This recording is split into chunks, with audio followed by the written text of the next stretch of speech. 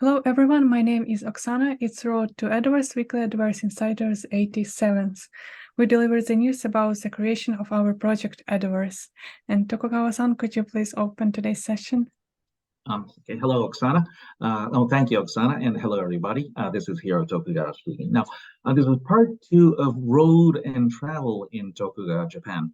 Now, Tokugawa Ieyasu started this, the first thing he did was to rebuild the system of roads. And the most important of these roads was the one to connect the imperial capital Kyoto and the shogun's capital of Edo. And this is very well known to have had 53 in towns. Now, you see, the main task or the main mission of the Tokugawa shogunate, so to speak, was to bring perpetual peace.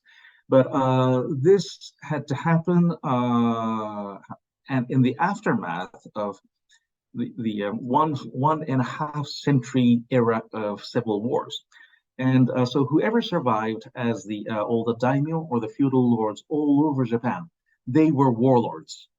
And as such, they were all afraid that Japan would once again, devolve into a state of major civil war, battle of each against each other, everyone against everyone, this Hobbesian situation. So, and naturally, and also, the Tokugawa shogun is the mightiest, but it's not like he can, or the shogun's men could take on all the rest at the same time. So they naturally had to bring all the daimyo to one place. And this custom actually started with Toyotomi Hideyoshi. So when he was in Kyoto, all the daimyo, the feudal lords, had to come to Kyoto to see Hideyoshi and make sure that none of them had any plans against him. And when Hideyoshi went to war with Korea, he made his headquarters. He placed his headquarters in present-day Saga Prefecture, way to the west in the western coast of Kyushu. But all the daimyo had to go there, even if they had no plans of fighting in the Korean Peninsula. So gathering the feudal lords was something as a part of the process of centralization, which continues to until this date.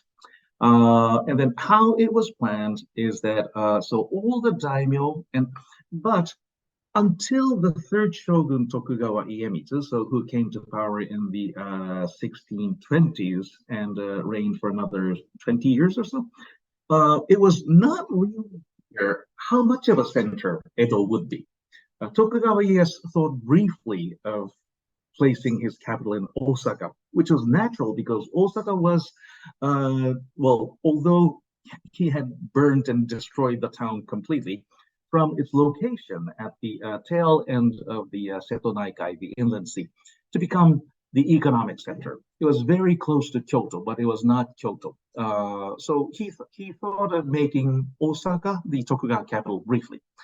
And then the second shogun, Tokugawa Hidetada, entertained similar thoughts. I think this idea came more from his wife, who is the niece of Oda Nobunaga and the sister of Hideyoshi's last wife, Yodo Dono. So she had more sympathy towards Western Japan, if not Osaka, then to Kyoto. All of this ended with the third shogun, Iemitsu, and his advisor, the supreme priest of Japanese Buddhism, Tenkai, was from the northeastern city of Aizu, but went on to become the Secretary General of the Enryakuji Temple near Kyoto. So he knew both East and West. He was very well versed in all the Chinese classics. And of course, he knew what little there was of Japanese history. So his conclusion was that we have to make Japan with Edo or the Kanto Plains as its center.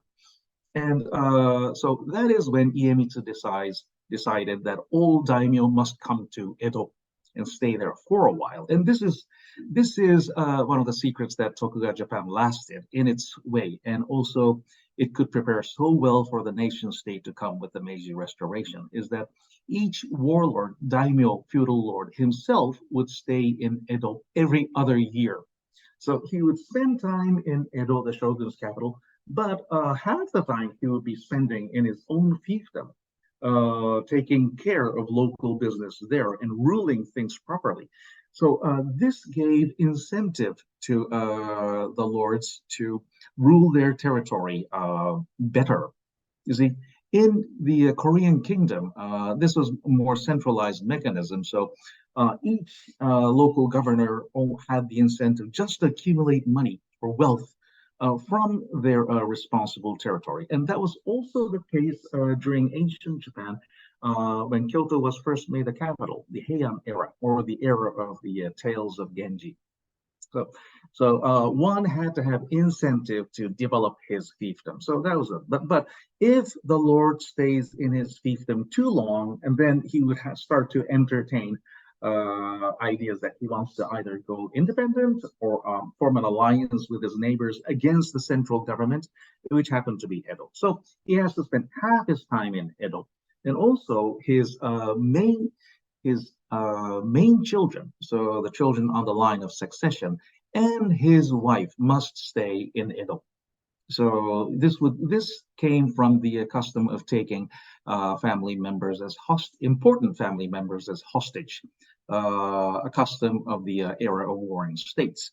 But as a result, you see, and a sizable part of the retainers of the daimyo had to stay in Edo as well. So when I was a schoolboy, that's like centuries ago, this was explained that the shogun was trying to weaken the daimyo, but that is a very stupid explanation. As you see, if the daimyo become too weak, then they would either rebel against the shogun or they would lose control of their fiefdom, which would be another headache for the shogun. So the reality is that given Japan's geography, so mountainous, so inconvenient to move from one location to another, this was the best way of keep Japan unified. And it did work as, you see, as the city of Edo grew and started to develop its own culture, or at least it imported a lot of Kyoto culture. Increasingly, the children of the feudal lords, the daimyo, and their family would become versed in Edo culture. Also, they would grow up having children of other daimyo as their neighbors and friends. So in this way, Japan, after a long period of civil war, started to have a whole new class of upper echelon samurai, the daimyo and their main retainers. And the brighter people would come to Edo, and they would all start to speak the same language spoken by the citizens of Edo. Yeah, and so I think that is enough for today, and then thank you very much for listening. Thank you very much, Tokugawa-san. And JJ, could you please join us? Hello. Hi, thank you, Oksana. Hi, everybody. Long time I was absent from the previous weekly insider because I was in Dubai, and I participated in some kind of events, which is like a blockchain expo in Dubai. There was some, like maybe 3 or 4 huge expo was held in Dubai, and then I've been to some booths, and I had some discussion with my partner who lives in Dubai, and then discuss, of course, Edoverse ecosystem collaboration to other guys as well. And then I've been to Web3 pavilions, and then I got inside. Basically, it was like winter anyway, you know, no booths, and then some of the booths has trying to, sell kind of PC parts, which is definitely not Web3, right? It's like a, charger or adapter they are selling. This is not definitely Web3. So might be this market was so freezing, definitely, but still, for the exchange side, like blockchain expo, which was held around the seaside. I forgot the name. I forgot the specific name. That was really exciting one, and many friends and many guys came to that booth and places, and I had a lot of discussion anyway. So it was fruitful, and then I've learned a lot of things from that convention about Web3 and GameFi, because some of my partner just started a kind of new Web3 business, which is directly related with Japanese publicly listed company, and then they're trying to finalize their GameFi system, and then they already, I could say, almost finished all of the compliance risks and the compliance barriers. that they can, collaborate with public listed company directly to each other. That was, I think, super powerful collaboration.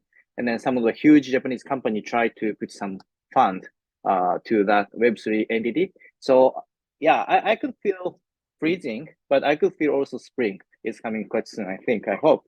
And then BTC halving is coming in 2024, maybe around May or June. So BTC price is going to be spiked currently. So yeah, I'm really happy to see that. And then we are currently working on finalizing three types of mini games. And then I got some feedbacks from current NFT holders saying that they wanna create some kind of new utility in Daimyo Koji or blah blah blah or something. So basically no worries, because we have to finalize the three types of mini games first. And then this three types of minigame is going to include a kind of gamified pointing system, which is super important for all of the existing holders. So after we launch this pointing system, then this pointing system can be transferable or applicable to like NFTs or like tokenomics or something like that. And after that, we can finally say, for example, this Daimyo Koji area can do those types of things, or we can welcome the third-party developers or something. So just be patient. I think our productive and our strategy and tactics is not so wrong, compared to other projects. So basically, no worries, please. And then if you have any questions or any feedbacks, feel free to ask us anytime. I can give some answers to you guys. Yeah, we are here to help you. Thank you. Thank you very much, JJ. And we have also Mitsushi with us today. Hello. Hello. A long time no see. There are not much updates, but today we will have a blockchain expo in Makuhari in Chiba. I think Edoverse project will have some presence there, and I'll be joining the booth and also the events in the blockchain expo. So we are very excited. I'm very excited to meet all of you.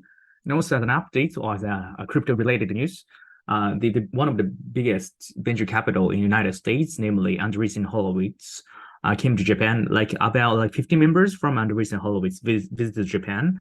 That's a great momentum and great harbinger for Web3. All the Web3 division, the team members of Web3 division in Andreessen Horowitz visited Japan. And the purpose is for sourcing or finding new project, and also find the LP, the limited partner or investors for their funds. And also, I think they have some sightseeing in Japan, because Japan is a very wonderful and nice country. And of course, I talked to several members from Andreessen Horowitz, and they have some, quite cutting-edge views on the crypto and blockchain spaces, especially in that the Japan have a lot of gaming companies and IP or entertainment content. So if those entertainment content IP kind of corporations enter Web3 space, there'll be a lot of sort of chemistry or new phenomena will happen. I think that's the kind of expectations that people have. I think that's great harbinger. We can leverage or take advantage of that great momentum. Even though the market is set to be winter of crypto, I think there are some hope for a Japan origin project in terms of IP content. I think Edoverse is one of those kind of content entertainment metaverse projects. So we have some great advantage from that perspective. That's the update for me. Thanks very much. Thank you. Thank you very much, Mitsushi. And also Martin, hello, could you please join the session as well? Hi, yes, I'm here. Yes, great news. It's great to have Gen and Mitsushi back on board. Welcome home. I guess, Gen, you're in Malaysia, but yeah, good to have you guys back. And yes, very interesting that 50 guys from Andreessen Horowitz came to Japan. Sounds like they had a great time. I hope they were able to find some interesting opportunities. They're definitely the leading, I guess it's them and Sequoia who are the pioneers of Silicon Valley. So yes, an excellent connection. Typical Mitsushi-san, always connected to those top players, eh?